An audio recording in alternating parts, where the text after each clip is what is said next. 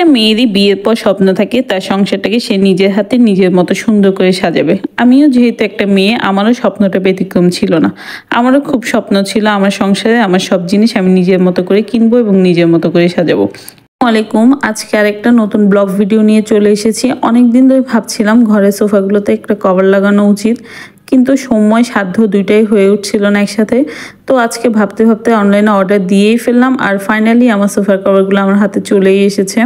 লাগানোর আগে সোফাগুলো কেমন ছিল সেটা একটু দেখিয়ে নিচ্ছিলাম। এদিক দিয়ে আমি প্যাকেটটা খুললাম, খুলে দেখছিলাম প্রথমে কিছু ফোম দিয়ে দিয়েছে, এগুলো নাকি সোফার কভার ভালো করে ফিট হওয়ার জন্য দেয়।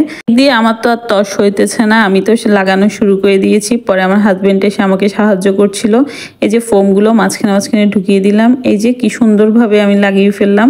দেখেন তো আগে বেশি সুন্দর লাগতো নাকি এখন সুন্দর লাগছে, আমাকে একটু কমেন্টে জানিয়েন তো। এই যে সোফা কভার লাগানো শেষ করে এসে দেখলাম ছেলে চিপস খাচ্ছে। ভাবলাম আমরা একটু দুষ্টামি করি, তাই ওর থেকে চিপস চাচ্ছিলাম, ও দুইজনকেই দিচ্ছিল।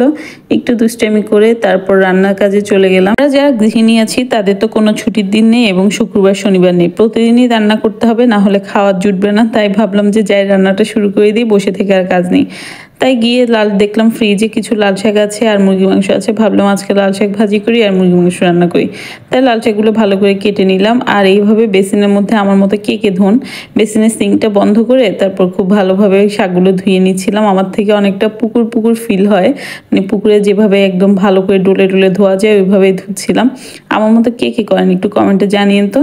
এই তো লাল শাকগুলো ধুয়ে একপাশে রেখে তারপর মুরগি মাংসগুলো ধুতে লেগে গেলাম। প্রথমে শাকগুলো ধুয়ে নিয়েছি, তারপর মাংসগুলো ধুচ্ছিলাম। খুব ভালোভাবে ধুয়ে নিয়ে সবকিছু রেডি করে রাখছিলাম, শুধু রান্নাটা বসিয়ে দিব। এমন সময় দেখি শুকনো মরিচই কাটিনি শাকের জন্য। পরে কি করব, একটা ফাঁকিবাজি বুদ্ধি অ্যাপ্লাই করলাম, কেচি দিয়ে কেটে ফেললাম। আবার বসে বসে কাটবো, এর থেকে ভালো কেচি দিয়ে কেটে ফেলি, খুব তাড়াতাড়ি কাটা হয়ে গেছে। আমার মতো কে ফাঁকিবাজি বুদ্ধি অ্যাপ্লাই করেন মাঝে মাঝে একটু কমেন্টে জানিয়েন তো। আর আমার ভিডিওগুলো যদি ভালো লাগে লাইক কমেন্ট শেয়ার করবেন। রান্নার সব কিছু রেডি করে গিয়ে দেখছিলাম আমার ছেলেটা কি করে। দেখছি সে তো এখনও তার বাবার সাথে দুষ্টামি করছে। তার বাবা তার প্রতিটা আঙ্গুলের চিপসগুলো লাগিয়ে দিয়েছে এবং সে একটা একটা করে খাচ্ছিল। এরকম আমরা ছোটোবেলায় করতাম, কতগুলো রিং চিপস ছিল, এগুলো হাতের আঙ্গুলে লাগিয়ে তারপরে একটা দুইটা করে খেতাম।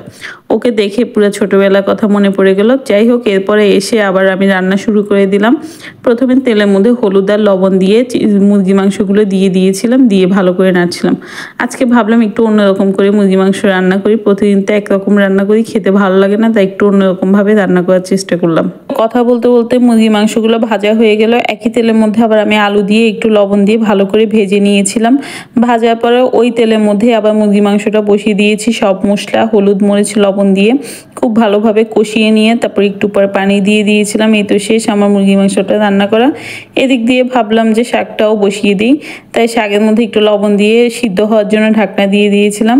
এতে এদিক দিয়ে শাকটাও ভাজি হয়ে গিয়েছে। এই তো বিকালে ভাবলাম একটা কেক বানাই, বাচ্চারাও খুব বায়না করছিল, ভাবলাম বছরের প্রথম দিন উপলক্ষে একটা কেক বানাই। এদিক দিয়ে কেকে সবকিছু রেডি করেছি। আমার ভিডিওগুলো যদি ভালো লাগে আমাকে একটু সাপোর্ট করবেন। এই তো কথা বলতে বলতে কেকটাও হয়ে গেছে। আমার কেকের ফাইনাল লুক কেমন হয়েছে সবাই একটু কমেন্ট করে জানাবেন। আল্লাহ হাফেজ।